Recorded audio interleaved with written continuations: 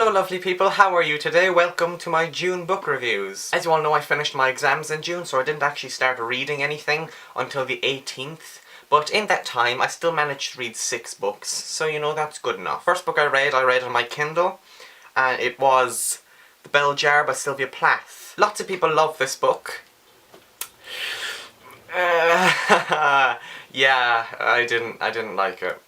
That much at all, really. I went into it because people are saying, oh, it's the female Catcher in the Rye, and you know me, I love The Catcher in the Rye, it's one of the greatest novels ever written. Yeah, it's not The Catcher in the Rye, guys, not The Catcher in the Rye at all. The book is really split into 2 halves. The first half is when Esther, you know, is in New York and she's gallivanting around there. Then the second half, you know, something happens to Esther, I'm not going to say because it's spoilery, but I found the first half was really boring. I didn't enjoy the first half at all. The second half got a lot more interesting.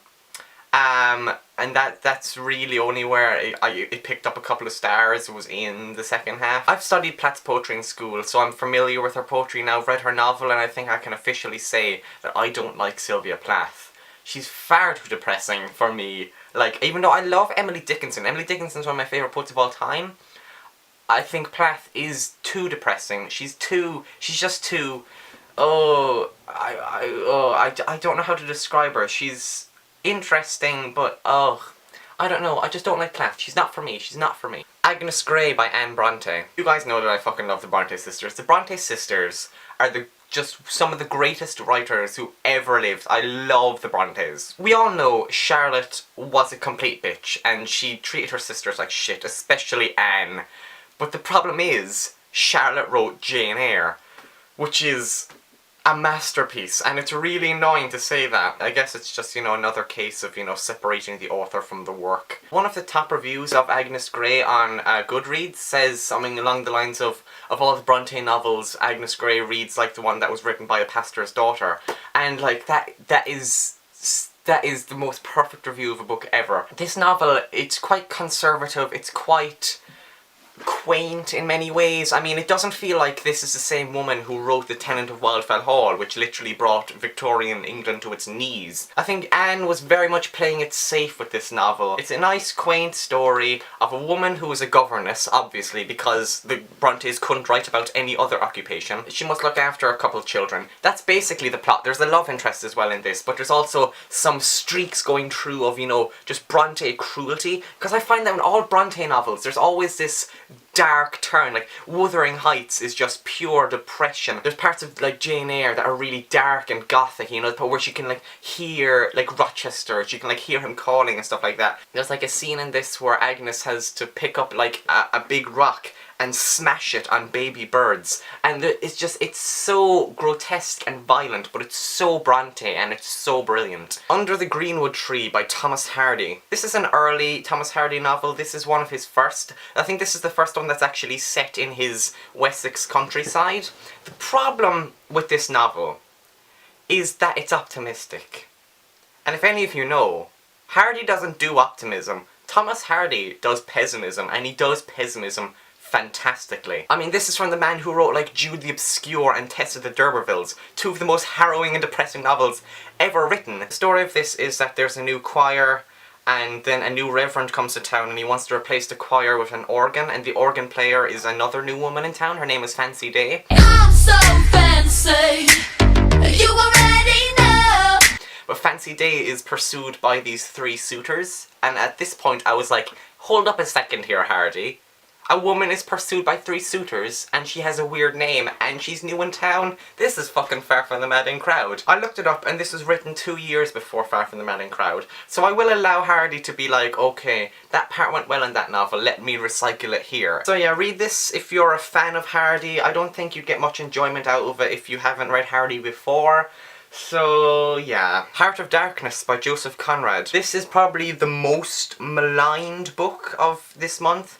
Like, people read this in school and say it's the fucking worst book ever written. And it's not the worst book ever written. This is a story of a man named Marlowe. He goes along the Congo to try and find a fella called Kurtz, and things happen. The problem with this novel is that it's really racist, guys. It's really, really racist. Conrad's treatment of the native African people is just It's very 19th century in its views. I must say, this is fantastically written. I mean, it's up there as one of the better written novels. I mean, it's not Lolita or The Scarlet Letter. Those novels are fucking amazingly written, but this is like up, it's in the higher like percentile range of novels that have been written. I really love this. This is really fantastic. I may revisit it sometime because I read the whole thing in one sitting. It's so small. It's just over 100 pages. Really fantastic novel. If you haven't read it, I highly suggest you read it. The Lion, the Witch and the Wardrobe by C.S. Lewis. Remember back in December when I read The Magician's Nephew and I said I was going to read the Chronicles of Narnia and didn't do anything about it for 5 months? Let's start that again. You all know what this is about. Children go into a wardrobe, they get into Narnia, there's a white witch, there's a fawn, it's nice, it's light, it's good, and this allegory is gonna fucking kill me, I swear to God. Oh, he comes back to life again. Aslan is totally Jesus. It's really, really obvious. I mean, when you go around calling people the sons of Adam and daughters of Eve, I mean, you're really trying to hit your point home. The final book that I read this month is an interesting one, to say the least. A Girl is a Half-Formed Thing by Emer McBride. The story is great. It's a really, really great coming-of-age story set in Ireland. I enjoy the story, I enjoyed what happens. It's a really brutal read at points, but that's good. But the only problem with this novel is how it's written. The only other book that I could possibly compare this to is Finnegan's Wake by James Joyce. On the back it says, where is it?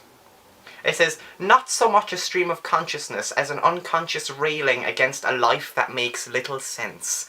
Which is quite true. I was watching interviews with Emer McBride and she said that this novel was written at the point in which the brain thinks of speech, but just before it actually comes out with a mouth. So it's still all over the place and jumbled within the brain, and it's written like that. It's a really tough read, and that will put people off. I mean, some people will open the first page and be like, what the fuck is happening here? Because, like, there are some points in this novel where you have no idea what's going on, but that's okay. If you don't like stream of consciousness, do not go anywhere near this book. This, of course, won the Bailey's Prize, formerly the Orange Prize. This beat out, like, Donna Tartt's The Goldfinch and, like, Chimamanda Ngozi Adichie's Americana, and you know, I see why it won. I can see why it won because it is very subversive and it is very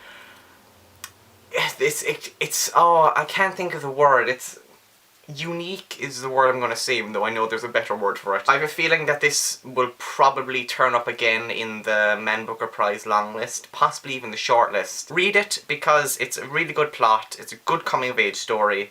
But if you don't like novels that you actually have to sit down and concentrate and read everything and you need to spend time with this novel, if you don't like doing that, then don't read this because you're not going to get past the first page. So those were the books that I read in June. If you read any of those books, please tell me down below in the comment section because, you know, that's what it's there for. My next video will be my yearly bookshelf tour, because it's been a whole year since my last one, so we get to see how much my bookshelf is updated. The problem is, it's updated quite a lot. I have a lot more books and it's really annoying. I'm currently halfway through The Old Curiosity Shop by Charles Dickens. This is my 4th Dickens novel this year, and it was the 4th one that he published. I'm having a massive problem trying to get my hands on a copy of Barnaby Rudge, because for some strange reason the book depository has just stopped selling, like, Dickens English paper, what is it called, English library editions, and it's really fucking annoying me. After this, I will be reading Portrait of the Artist as a Young Man by James Joyce, and then after that, I will finally be tackling Moby Dick. I have a fun month ahead of me. So until next time, lovely people, I will see you all whenevs. Look at me down with the kids. Yeah. Bye. Yeah.